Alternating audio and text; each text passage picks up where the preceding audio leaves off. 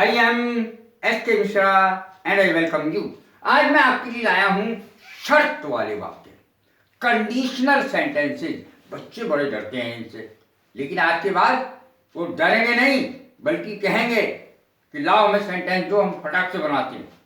जिन वाक्यों में यदि या अगर का प्रयोग होता है, यदि या अगर में से एक शब्द का प्रयोग होगा, अंग्रेजी बनेगी इनकी एफ।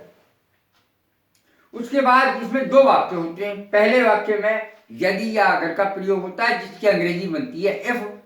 इफ माने अगर होता है।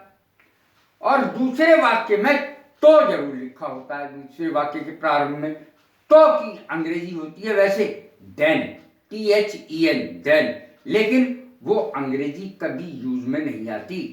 इसमें नहीं लगाएंगे तो की अंग्रेजी नहीं बनेगी, बल्कि उसके स्थान पर कॉमा लगेगा।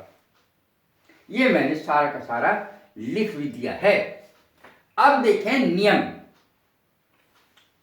पहला नियम, जब वाक्य यदि से प्रारंभ हो और दोनों वाक्यों के अंत में गा गी गे आए, इनमें से कोई सा शब्द आ जाए, तो इफ वाला वाक्य प्रेजेंट इंडेफिनिट में बनेगा और तो के बाद वाला वाक्य फ्यूचर इंडेफिनिट में बनेगा।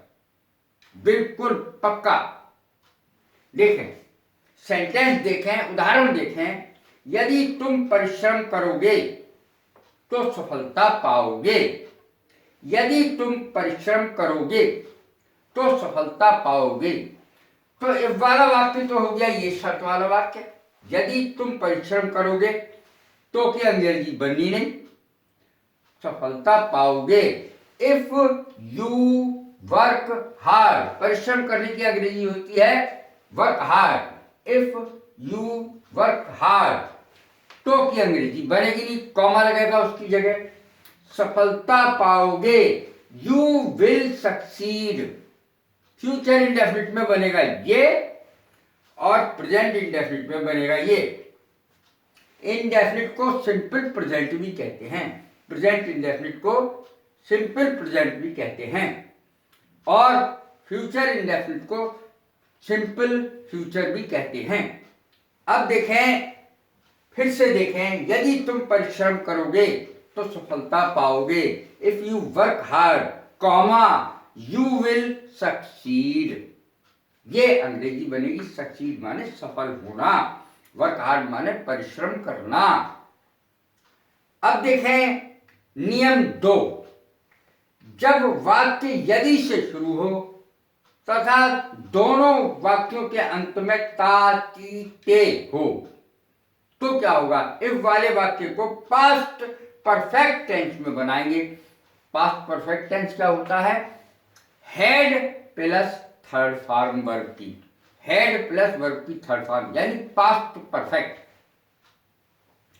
में। तथा तो के बाद वाले वाक्य को वुड हैव प्लस वर्ब की थर्ड फॉर्म से बनाते हैं। अर्थात पहले वाक्य में जो इफ वाला वाक्य होगा उसको पास्ट परफेक्ट टेंस में बनाएंगे। पास्ट परफेक्ट टेंस का मतलब होता है हैड प्लस वर्ब की थर्ड फॉर्म, और दूसरे वाक्य में वुड हैव प्लस वर्ब की थर्ड फॉर्म लगाएंगे तो के बाद वाले सेंटेंस में।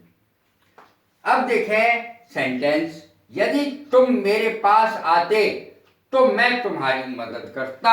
दोनों में ताता है, देख लीजिए। इनमें गागा है दोनों में, करोगे पाओगे। इसमें ताता है दोनों में।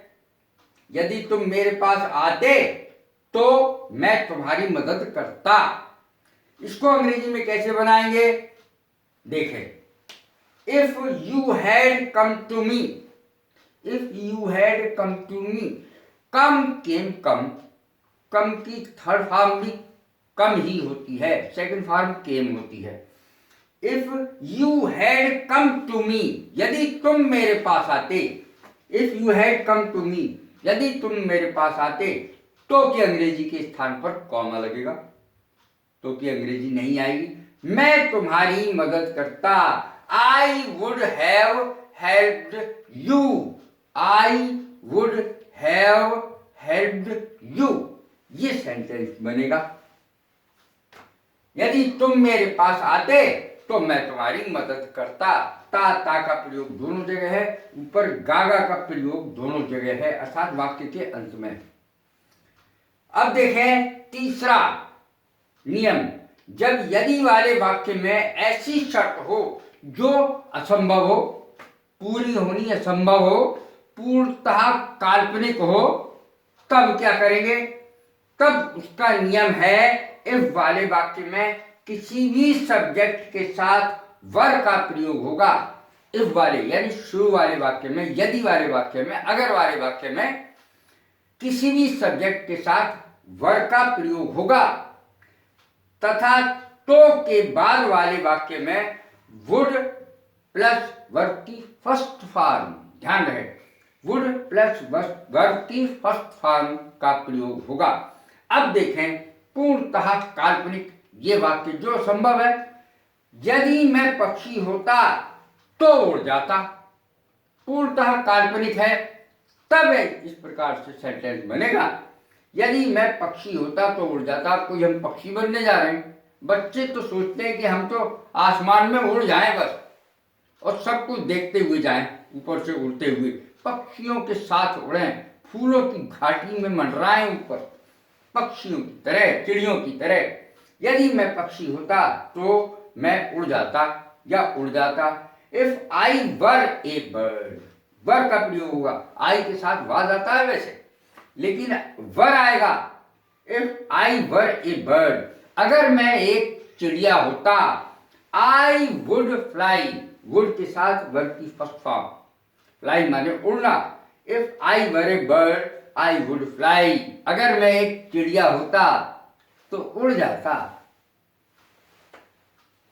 अब देखें नियम 4, जब दोनों उपवाक्य, दोनों क्लॉजेज, दोनों उपवाक्य प्रेजेंट टेंस में हों, ध्यान दें, जब दोनों उपवाक्य यानी यदि वाला भी और तो के बाद वाला भी दोनों ही प्रेजेंट टेंस में हों तो वे उसी टेंस में बनेंगे जिस टेंस में वो हैं।